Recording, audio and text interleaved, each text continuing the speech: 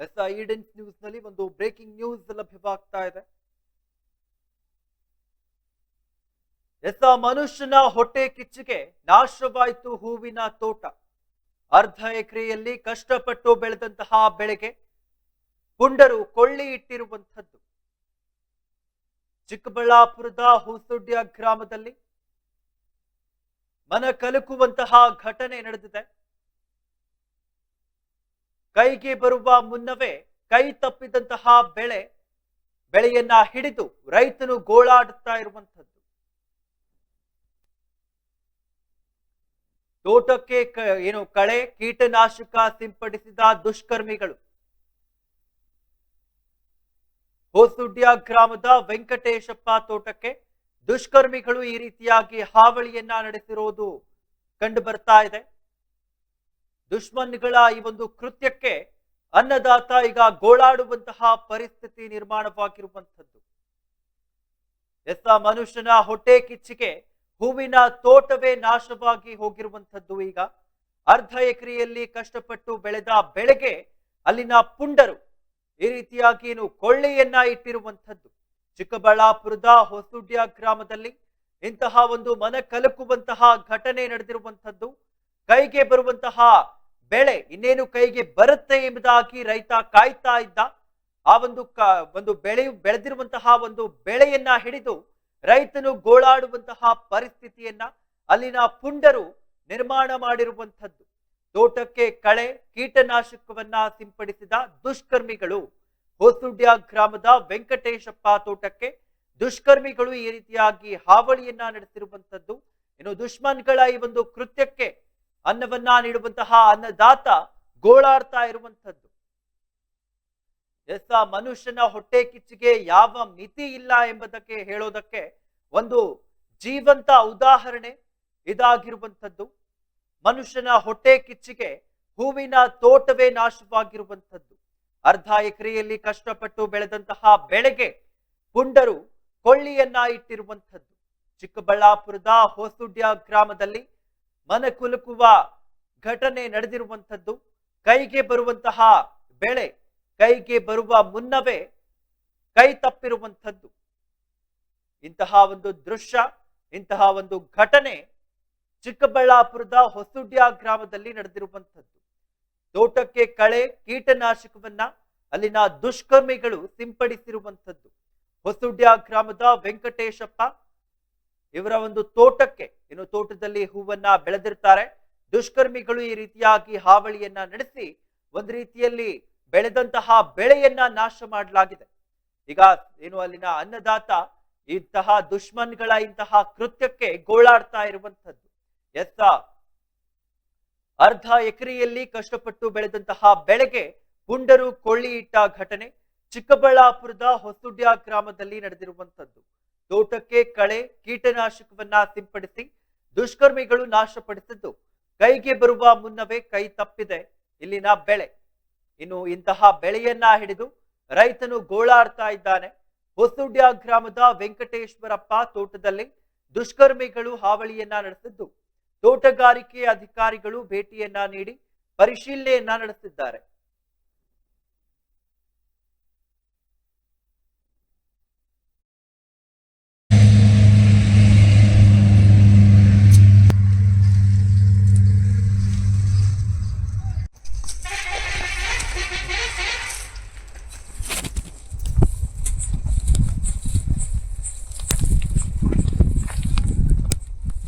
Second ತಗೊಳ್ಳಿ sir. Second 20 second.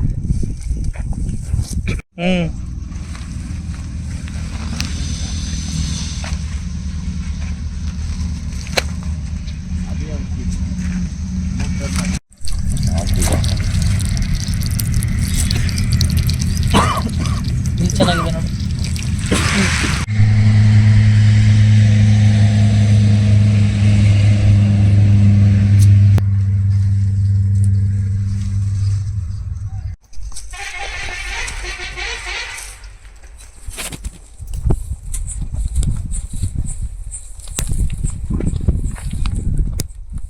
Second ತಗೊಳ್ಳಿ sir. Second 20 second.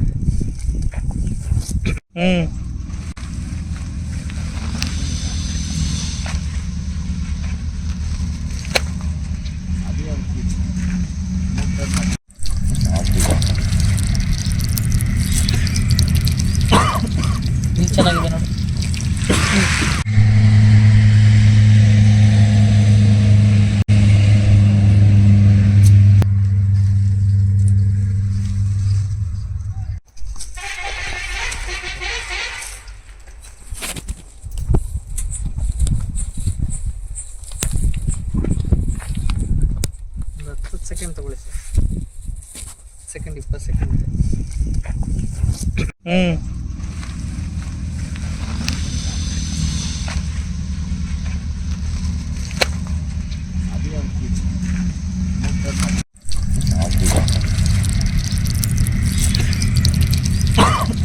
ಇಲ್ಲಿ ಚೆನ್ನಾಗಿದೆ ನೋಡಿ.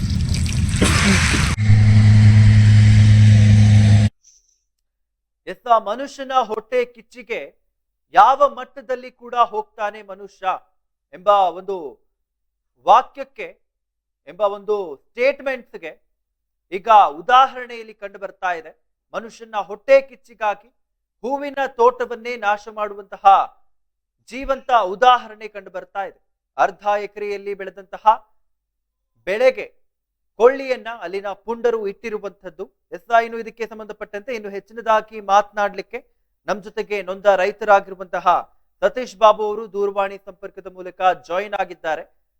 ಸತೀಶ್ ಅವರೇ, ಇನ್ನು ನೋಡ್ತಾ ಇದ್ವಿ ಒಂದ್ ರೀತಿಯಲ್ಲಿ ಏನು ಮನುಷ್ಯನ ಹೊಟ್ಟೆ ಕಿಚ್ಚಿಗಾಗಿ ತಮ್ಮ ಬೆಳೆದಂತಹ, ಕಷ್ಟಪಟ್ಟು ಬೆಳೆದಂತಹ ಬೆಳೆ ಈಗ ಏನು ನಾಶ ಮಾಡಲಾಗಿದೆ. ಇದ್ರ ಬಗ್ಗೆ ತಾವೇನ್ ಹೇಳ್ತೀರಾ ಸರ್?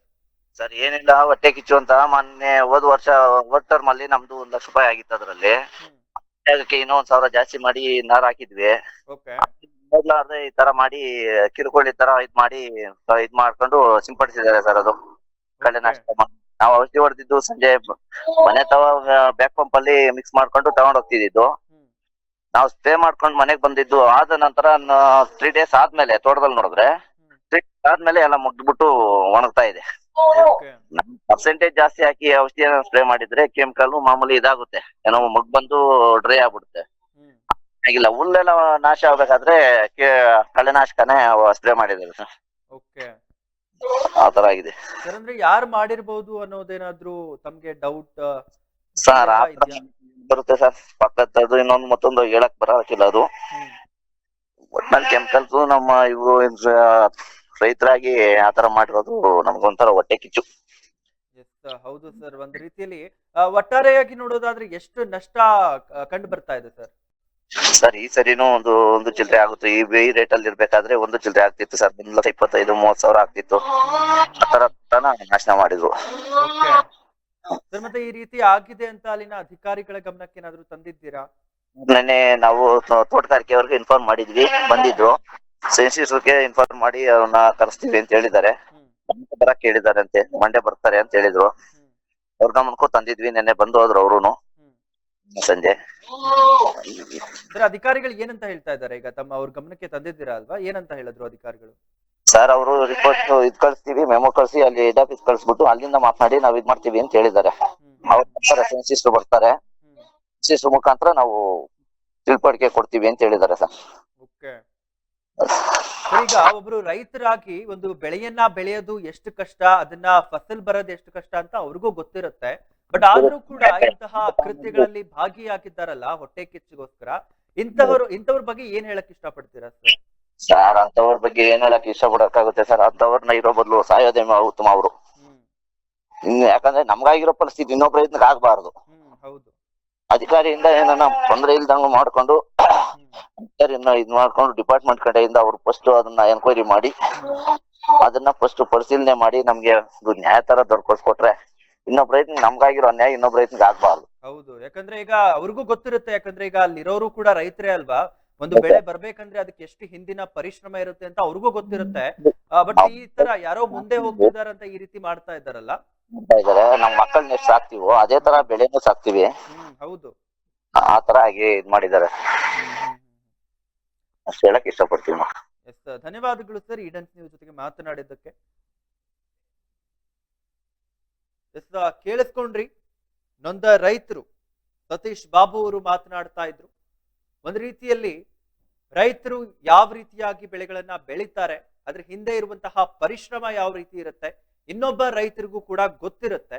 ಆದ್ರೆ ಆ ರೈತನೇ ಇಂತಹ ಕೆಲಸಕ್ಕೆ ಮುಂದಾಗಿರುವಂತದ್ದು ಈಗ ಸಾಬೀತಾಗಿಲ್ಲ. ಪಕ್ಕದ ಒಂದು ಜಮೀನಿನ ರೈತರು ಮಾಡಿದ್ದಾರಾ, ಪಕ್ಕದ ತೋಟದ ರೈತರು ಮಾಡಿದ್ದಾರೆ, ಅಥವಾ ಯಾರು ಮಾಡಿದ್ದಾರೆ ಎಂಬುದಾಗಿ. ಆದ್ರೆ ಕಳೆದ ವರ್ಷ ಇವನಿಗೆ ಲಾಭ ಆಗಿದೆ, ನಮಗ ಆಗ್ತಾ ಇಲ್ಲೋ ಅನ್ನೋ ಒಂದು ಹೊಟ್ಟೆ ಕಿಚ್ಚಿಗೋಸ್ಕರ ಯಾರೋ ಅವರು ಈ ರೀತಿ ಮಾಡೋದಿದೆಯಲ್ಲ, ತುಂಬಾ ಒಂದ್ ರೀತಿಯಲ್ಲಿ ಅಸೂಯೆ ಅಂತ ಕಂಡು ಬರುತ್ತೆ.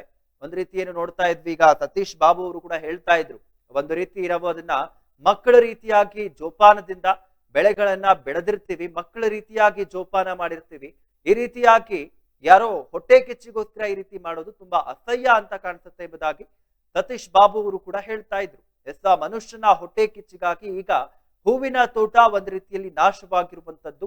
ಅರ್ಧ ಎಕರೆಯಲ್ಲಿ ಕಷ್ಟಪಟ್ಟು ಬೆಳೆದಿರುವಂತಹ ಬೆಳೆಗೆ ಕೊನೆಗೆ ಅಲ್ಲಿ ಇದ್ದಂತಹ ಪುಂಡರು ಈ ಒಂದು ಬೆಳೆಗೆ ಕೊಳ್ಳಿ ಇಡುವಂತಹ ಕೆಲಸಗಳನ್ನ ಮಾಡಿರುವಂತದ್ದು. ಇನ್ನು ಇದು ಚಿಕ್ಕಬಳ್ಳಾಪುರದ ಹೊಸೂಡ್ಯ ಗ್ರಾಮದಲ್ಲಿ ಕಂಡು ಬರ್ತಾ ಇರುವಂತದ್ದು.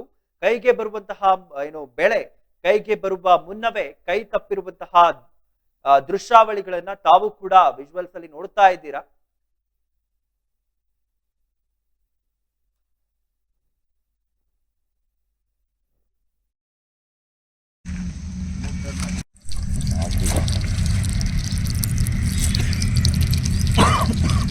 ಚೆನ್ನಾಗಿದೆ ನೋಡಿ.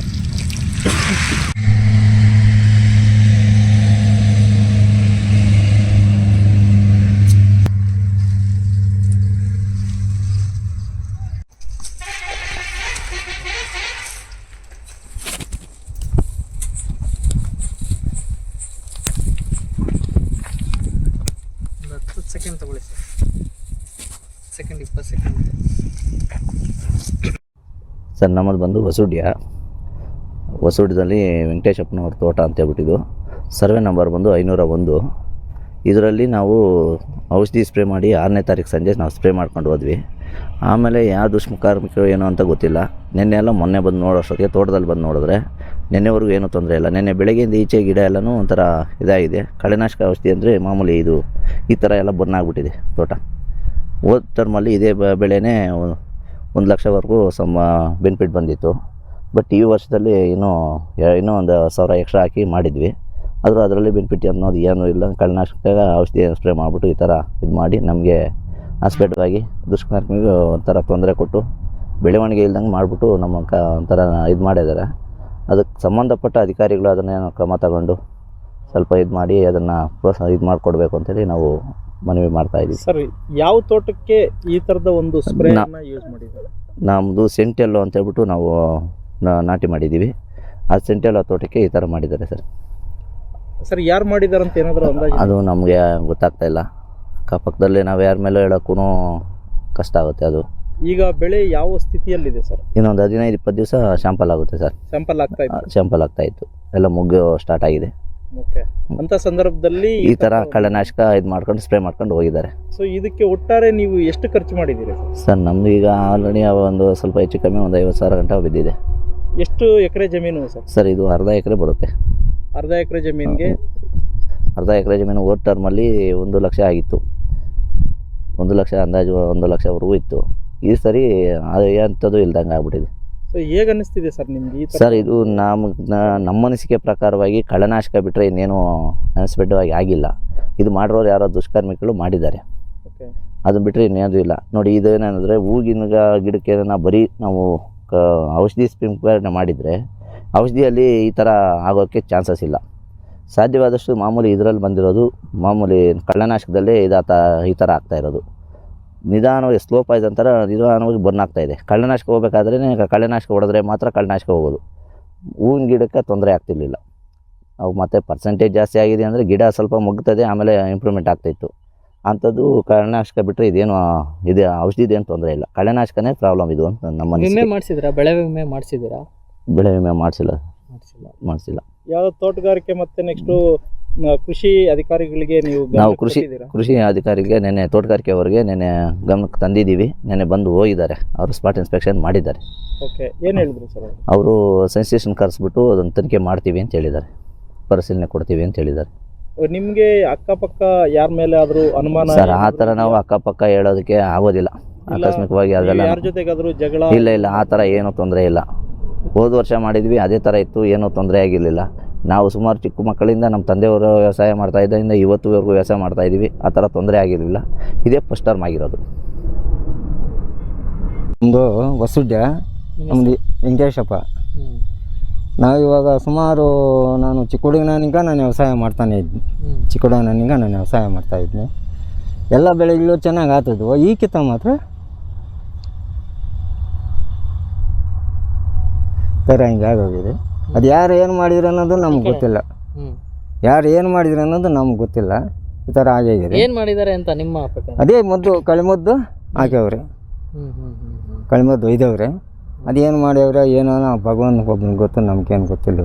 ಯಾರು ಅಂತೇನು ಗೊತ್ತಿಲ್ವಾ? ಇಲ್ಲ ಯಾರು ಅಂತೇನೋ ನಮ್ಗೆ ಗೊತ್ತಿಲ್ಲ. ಈಗ ಸರ್ಕಾರಕ್ಕೆ ಏನು ಮನವಿ ಮಾಡ್ತೀರಾ? ನಮ್ಗೇನ ಇದ್ರ ಬಗ್ಗೆ ಏನಾರು ಅಷ್ಟು ಇದು ಮಾಡಿಕೊಡ್ಬೇಕು ಅಷ್ಟೇ. ನಮ್ಗಷ್ಟು ಪರಿಹಾರ ಮಾಡಿಕೊಡ್ಬೇಕು. ಓಕೆ, ನೀವು ಪೊಲೀಸ್ ಸ್ಟೇಷನಲ್ಲಿ ಈ ಥರದ್ದು ಏನಾದರೂ ಕಂಪ್ಲೇಂಟ್ ಏನಾದರೂ ರೈಸ್ ಮಾಡ್ಬೋದಿತ್ತಲ್ವಾ? ಏನಕ್ಕೆ ಸರ್ ಅವೆಲ್ಲ ರೈಸ್ ಮಾಡೋಕೆ ಹೋದ್ರೆ ಏನು ಸುಖ ಬಂತು ಹೇಳಿ? ಅಲ್ಲ ಏನು ಸುಖ ಬಂತು ಅವೆಲ್ಲ ರೈಸ್ ಮಾಡೋಕೆ ಹೋಗಿ? ಹಾಂ, ಇನ್ನೆಷ್ಟು ಬೆಳಗ್ಲಿಕ್ಕೂ ಅದೇ ಕೆಲಸ ಮಾಡ್ತಾರೆ ಇವರು, ಬಿಡ್ತಾರಾ? ಈಗ ಎಷ್ಟು ಸಾವಿರ ನಾರು ಹಾಕಿದ್ದೀರಿ ನೀವು? 3,000 ನಾರು ಐತೆ. ಇದು 3,000 ನಾರು, 3,300 ನಾರು ಐತೆ. 3,300 ನಾರು ಮೊನ್ನೆ ಹಾಕಿದ್ದಾಗ 1,00,000 ರೂಪಾಯಿ ಆಗಿತ್ತು. ಈಗಿತ್ತ 3,000 ನಾರಾಗ 3 ಪೈಸಾ ನಮ್ಗೆ ಆಗೋಲ್ಲ ಬೆಳೆಯೋದು. ಇವಾಗ ಇದ್ರಿಗೆ ಹಾಕಿರೋ ಖರ್ಚು ಎಷ್ಟು? ಹೆಚ್ಚು ಕಮ್ಮಿ 25-30 ಸಾವಿರ ರೂಪಾಯಿ ಖರ್ಚು ಹಾಕಿದ್ನಿ. ನಾವು ಸ್ವಂತ ಕೆಲಸ ಬಿಟ್ಟು ಕೂಲಿಯವ್ರು ನಿಕ್ಕಿರಲ್ಲ, ನಾವು ಇಕ್ಕಲ್ಲ ಕೂಲಿಯವ್ರು. ನಾವು ನಮ್ಮದು ಕೂಲಿ ಸೇರಿಸ್ಕೊಂಬಿಟ್ರೆ ಹೆಚ್ಚು ಕಮ್ಮಿ 50,000 ಆಗ್ತದೆ. ನಮ್ಮ ಕೂಲಿ ಸೇರಿಸ್ಕೊಂಡ್ರೆ